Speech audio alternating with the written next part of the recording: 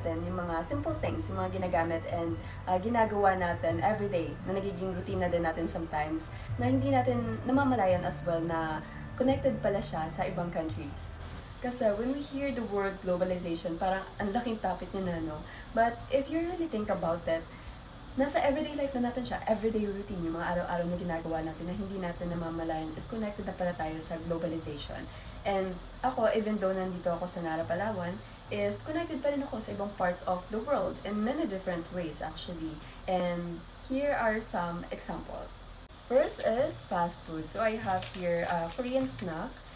Actually, I like trying different snacks, especially kapag bago sa paningin ko and mukhang masarap. Ganun tayo mga Pilipino eh. Pero, usually kasi, kapag bumibili tayo, hindi na natin inaalam kung saan ba talaga siya galing, kung bakit siya nakarating dito, di ba? So, this one is from Korea. Pero, mabibili natin siya sa iba't ibang stores dito, around Nara, or kahit sa amang lugar na makarating tayo. Kasi, sikat yung mga Korean foods, especially yung mga galing sa ibang bansa. Sorry for the interruption, nalobat bigla yung phone ko. Pero yun nga, alam nila na mahilig yung mga Filipinos na mag-try ng mga different tastes, lalo na kapag galing sa ibang bansa.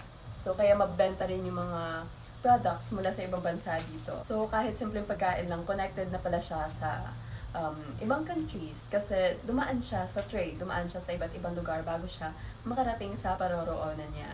And that's one example, simple example rather, of globalization.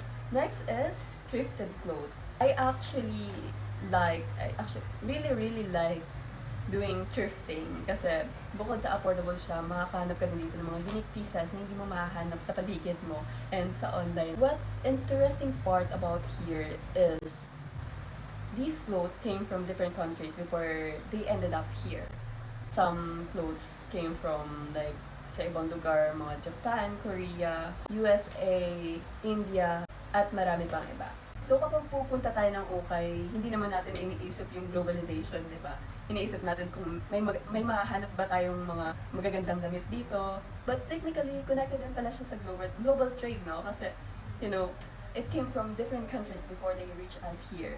So, very connected siya kasi imagine, dumaan siya sa mga process or dumaan siya sa iba't ibang bansa bago siya mapunta dito sa atin. And then, social media.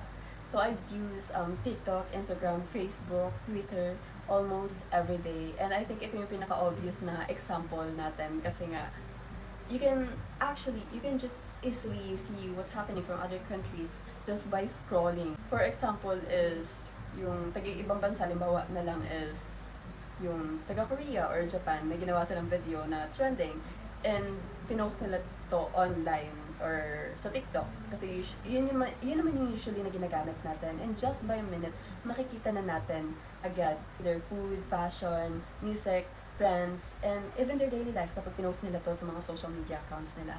So kahit hindi na tayo umalis ng Nara actually kasi we can still see and learn about what's happening in other parts of the world by just watching these videos that they posted online.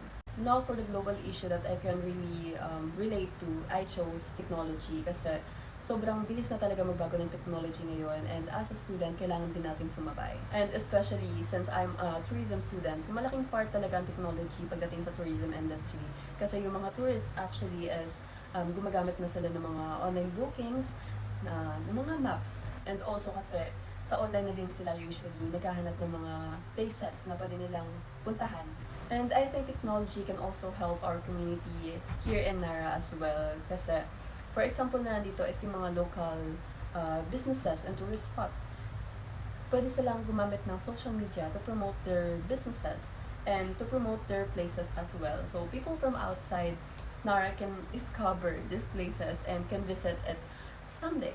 Pero of course, may mga challenges din. And one of the example of the challenges here is the internet connection, di ba?